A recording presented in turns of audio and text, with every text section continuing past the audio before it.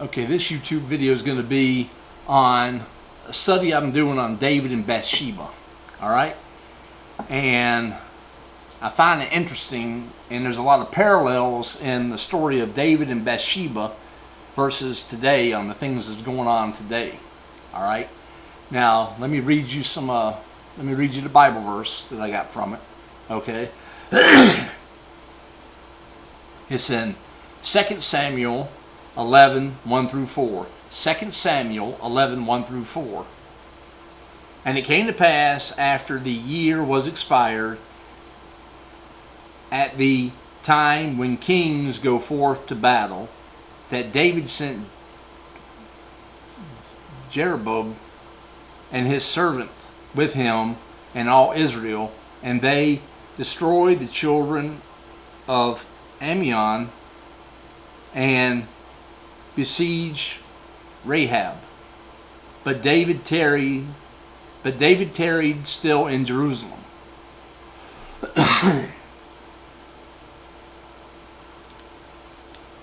And it came to pass in eventide that David arose from his bed and walked up on the roof of the king's house.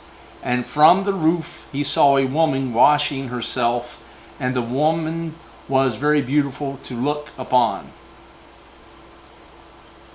And David sent and inquired after the woman, and one said, Is not this Bathsheba, the daughter of Elam, the wife of Uriah the Hittite? And David sent messenger and took her, and she came unto him, and he lay with her, for she was purified from her uncleanness, and she returned unto her house. Alright, now, I want to ask a question, okay, because I was reading that story, and I want to ask a question, because it doesn't make any straight up common sense, unless there was a hidden agenda going on. I think what Bathsheba did was done intentional to seduce David. And what I mean by that is this.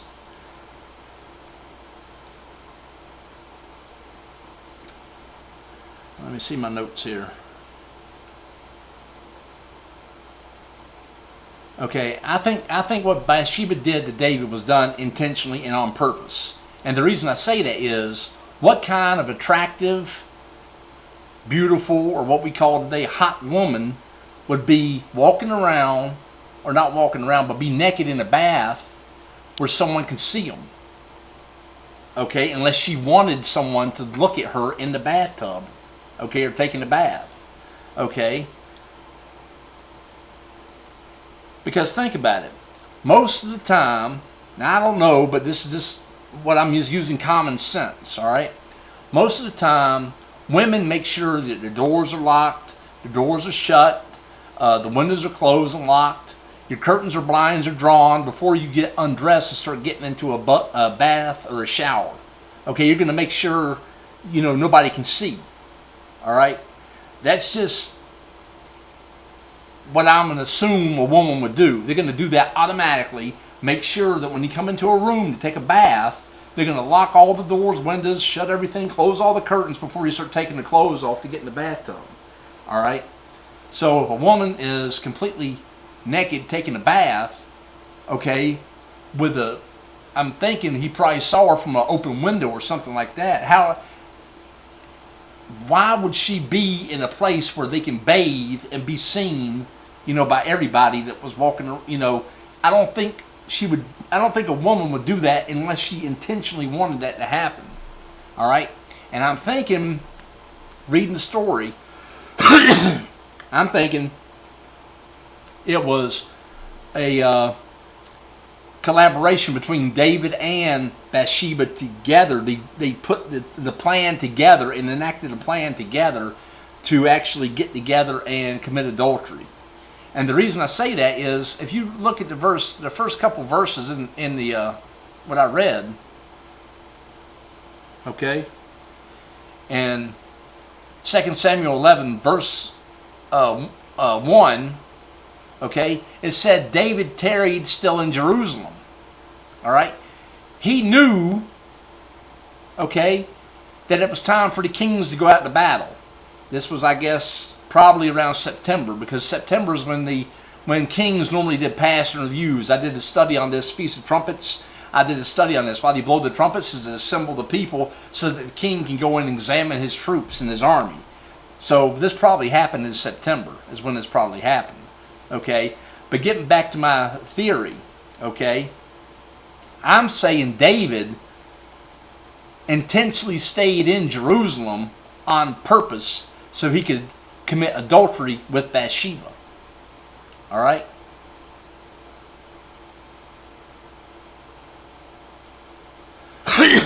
Okay, let me explain. David knew it was time for the kings to go out to battle, but yet David stayed in Jerusalem. Well, Bathsheba's husband was part of David's army. So David knew that when his army left, her husband was going to go with the army to go to battle. Okay? So what I think could have happened is David probably waited until his army left so he could take advantage of the opportunity to sleep with the guy's wife. Okay? Because he wouldn't do it with the guy there in the house. Okay? So he waited until it was time for his army to go out to battle. That's why he tarried in Jerusalem and waited for Bathsheba to get in the tub where she could be seen by him.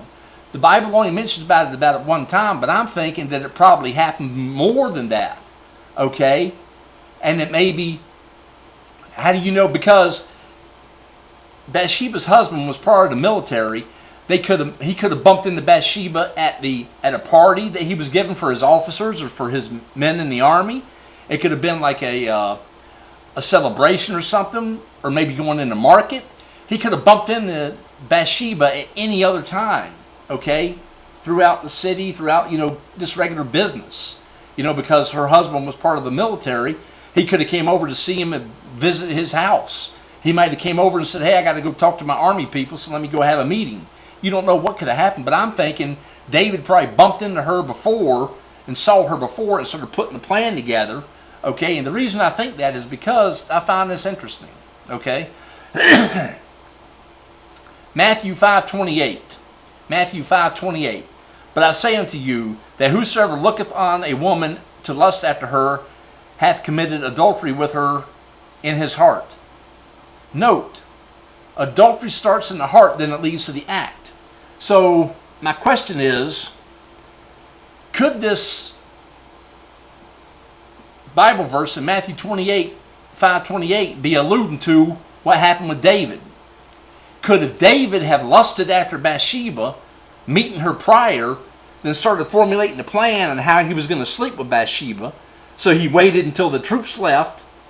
Then her husband was going to be gone for however long it took for the army and the battle and how far they had to go. So he knew he had time to accidentally see her, more or less, quote unquote, while she was taking a bath wherever she was taking the bath at. You see what I'm saying? So I think David intended to commit adultery. He premeditated. He set it up so he could sleep with Bathsheba. And Bathsheba didn't care that David was looking at her taking baths. You see what I'm saying?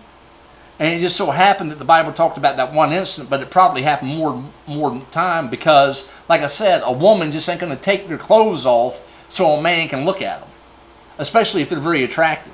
That just doesn't make any common sense. All right? Now, I got something I want to point out to you. Okay? Because I think we have a modern-day equivalent of Bathsheba. All right? Now, when I'm on Facebook and I post stuff on Facebook, okay, sometimes the posts come up and I have to delete them. Sometimes they come up with pictures of people being naked or sex poses or some porn video or something like that, and I have to delete it off the thing, okay? So what I'm thinking is that those images of sex or naked pictures or porn videos that people were posting are modern day versions of Bathsheba. Okay? because it's trying to get men to lust after those images. And the women or whoever's putting them up are doing it intentionally there. Just like the woman intentionally was out bathing so that David could see, they're intentionally putting pictures of naked people, naked sex things, and pornographic videos and stuff like that on social media so that people can intentionally see them, to possibly get the person to be seduced to commit adultery. That's just the thing I'm thinking about, is those pictures and those images are intentionally put up, just like Bathsheba was intentionally bathing naked so David could see, and the pictures were up there so that the act could be fulfilled, because the lust begins, then the act takes place. So all these pictures and all these people, these are people trying to have people commit adultery. They're enticing them to commit adultery, is what they're trying to do, by getting them to lust and start thinking. That's what it is. It's modern day. Those pictures are modern day Bathshebas. That's what they are. Now, I'm going to point out another thing too that I find interesting. Fornication is defined as sexual intercourse between unmarried partners. Okay? They're not married. Okay? They're just people that met, that have no marriage attached to them, and they have sex. That's called fornication. All right? Then adultery is voluntary sexual intercourse between a person that's married to someone other than their spouse. Okay? So, it's voluntary sexual intercourse between a married person and a person not married to their spouse. That's adultery. Okay? And what I think happens is, a lot of times people think that when they commit fornication, a lot of people jump into marriages because they get married, because they don't want to be in fornication, so they jump into marriage. But in a way, they're giving themselves more problems by doing that. Okay? When a person is living in fornication, having friends with benefits and all this stuff going back and forth, okay, it's a sin. Don't get me wrong, it's still a sin. It's a sin. But it's not a severe sin as committing adultery. And the reason I say it's not a severe sin as committed adultery is because if you read Exodus 20:14, it's in the Ten Commandments. It says, "Thou shalt not commit adultery." Fornication is not listed in the Ten Commandments, but adultery is. Now you're going to say, why is that so? Fornication is only between the two people. It's two people just having sex, just being friends with benefits, as they call it. That's the term nowadays. Okay? Or there is no strings attached. Friends with benefits are just casual sex, is all it is. That's what fornication is. Okay? But when people try to get married to get out of sinning and having fornication, so they want to do it without being in sin, so-called, they go ahead and get married. But then this opens them up to commit adultery. And when they commit adultery, they're actually breaking the Ten Commandments, and it's more severe because it involves more people. Fornication is just those two people. Okay? Adultery is more severe because if a married man has sex with a married woman, then the husband can find out, then the wife can find out of the individuals, causing divorce, causes affairs, causes custody battles. Okay? So it leads to more turmoil. That's why it's in the Ten Commandments. That's why the Father, Elohim, put in there specifically, "Thou shalt not commit adultery," because it involves multiple peoples. Like families of different families could interfight. Your husbands could be jealous of the wives, who the wife's sleeping with, to go around and shoot him and kill him. Opposite can happen. They can come over and track down the person, then they can break the car, break the houses, come over, cause fights and divisions, break the family up, break the marriages up. That's why it's so forbidden to commit adultery. Fornication is still a sin, but it's not as severe because it only involves two people. It's more severe. That's why Elohim put it on the Ten Commandments. Thou shalt not commit adultery. Those are just some things I was talking about, and I was just thinking about. And it was revealed to me, and I wanted to do a study on it and point out the fact that, because I kept wondering, why do they keep posting all these pornographic videos on here, and I got to keep reporting them and keep deleting them and all this stuff. Why do they keep doing this? I mean, what in the world is their problem? What are they doing? They're putting sex pictures up and they're putting pornographic videos up and stuff. What are you doing? Okay. Then I got to thinking, those are Bathshebas. You have many Bathshebas running around trying to seduce men into committing adultery, is what it is. Because they're intentionally posting those videos up. They know what they're doing when they upload a video or post a picture. They know exactly what they're doing. They're modern day Bathshebas. All right, well, that's just my little Bible study for tonight. I hope you all have a good night.